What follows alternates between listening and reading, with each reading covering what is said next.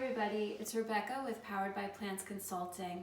I hope everybody's doing well. I know these are some unusual times we're having, but we're going to try to make the best of it with some cooking in the kitchen with some of those ingredients you might have picked up with to stock up on and you don't know what to do with.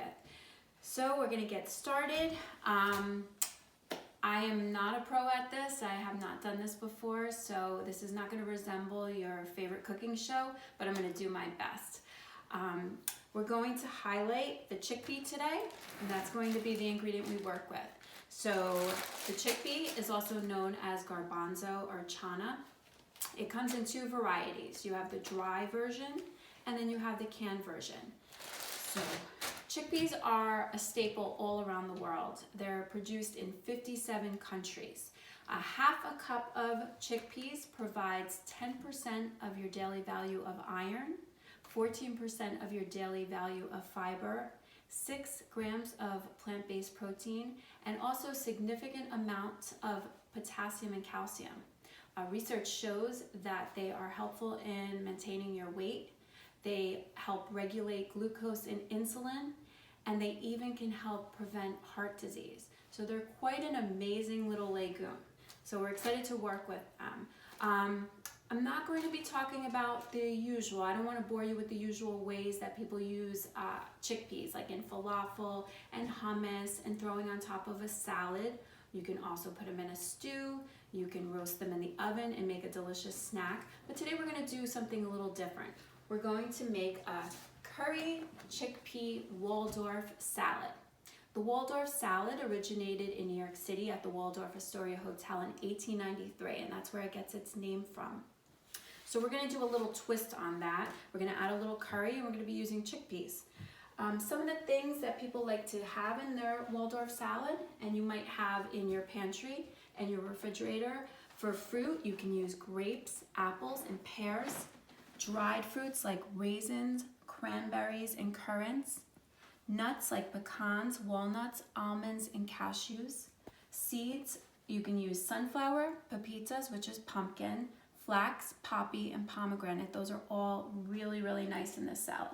And for veggies, typically you use celery and then some kind of onion flavor. Like it could be red onion, which we're using today. You can use scallions, chives, shallots, whatever you prefer. So the first thing we want to do is we're going to have those 2 cans of chickpeas. We're going to rinse them really well with cold water. And this does 2 things. It removes some of the sodium and the fluid that's in the can, because we're going to be adding salt anyway later to it. And also, some people might feel a little discomfort from chickpeas. I personally don't, but I've heard people get a little bloated, a little gassy from them. So rinsing them will definitely help with that. So we're going to find a nice big bowl to put your chickpeas in. Make sure you pick a nice size bowl. I tend to not do that, and then when I'm mixing, there's ingredients flying all over the place. So when in doubt, work with a big bowl. Put the chickpeas in there. And then we're going to take a potato masher. There's different versions of this, but they all do the same job. And we're just going to mash them. And I prefer a more coarse, chunky texture. Some people might prefer a smoother version. So whatever you prefer, we're gonna get a nice effect. And you're gonna see some of the skin might fall off. It'll be all good once you mix all the other ingredients in there. And once we have this nicely mashed, you might have to get some twisting action and use those muscles. This could be a workout too. Okay. That's good for me. Definitely you can go smoother. You can even put it in the food processor if you want a smoother texture. Next we're going to do some of the other ingredients. These are all going to just get dumped in the bowl with the chickpeas. And I have a little cheat sheet because I didn't want to forget all the proportions to tell you. This recipe will be posted under this video, so you don't have to worry about remembering all of this now. So we're going to start with a 1/4 cup of red onion. depending on the flavor that you like your onion. I don't like it too strong, so a 1/4 cup goes a long way. And I'm using red onion. You can use, like we mentioned before, anything else that you want to. You can even use onion or garlic powder if you don't have anything in the house. So we're gonna put this in. Okay, and then we're gonna do a 1/4 cup of dried cranberries. I really enjoy grapes in this salad, but I just don't have any, so dried cranberries are gonna have to do. 1/4 cup of that. Then we're going to put a 1/4 cup of walnuts.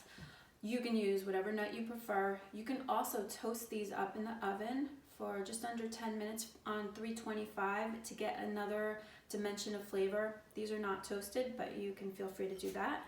There's your walnuts. And I'm going to put a 1/4 cup of dairy-free mayo.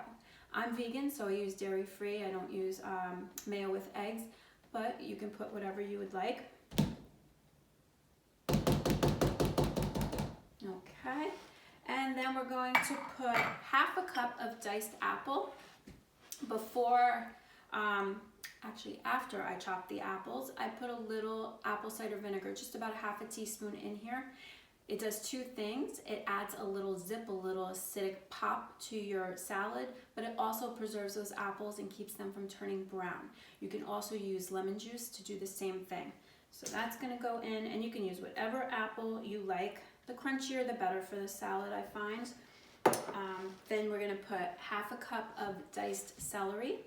Again, gives it nice crunch.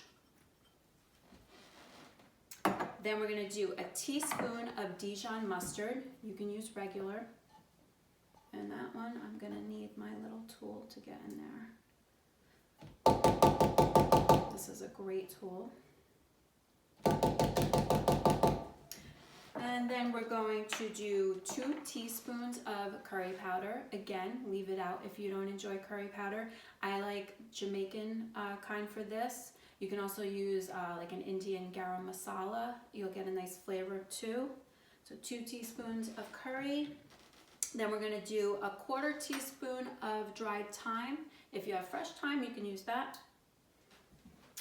And then we're gonna do 1/2 teaspoon of sea salt.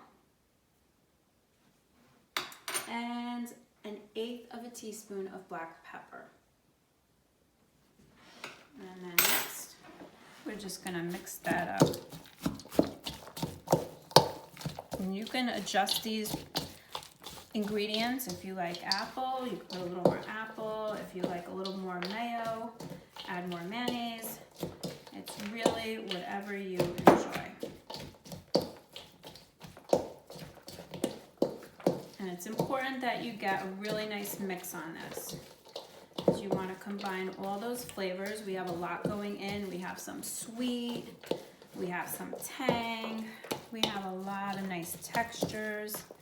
And that's why I love this so much. I love all the different textures in here.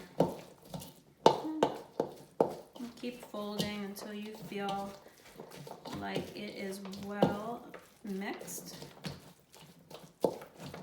And then while you're doing this, you can decide what you want to put it on top of. For me, I think I'm going to make a salad for lunch and a sandwich. So I'm going to get my bread. And I'm using some sprout bread today.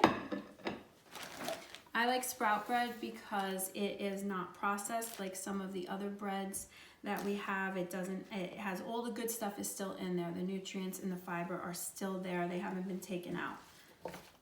I'm gonna get a nice spoonful of all of this.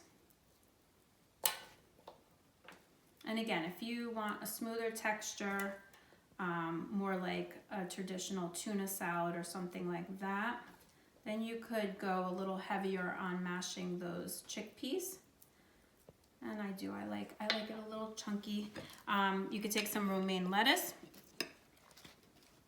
or arugula, spinach, whatever you prefer. And then we're going to just put that on top. And there you go.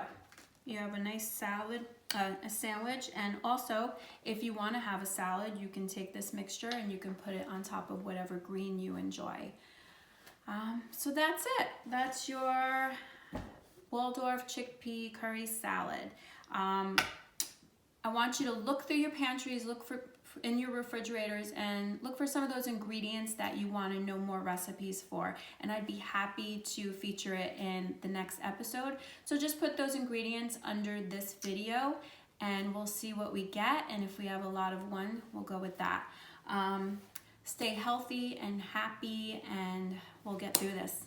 All right, bye-bye.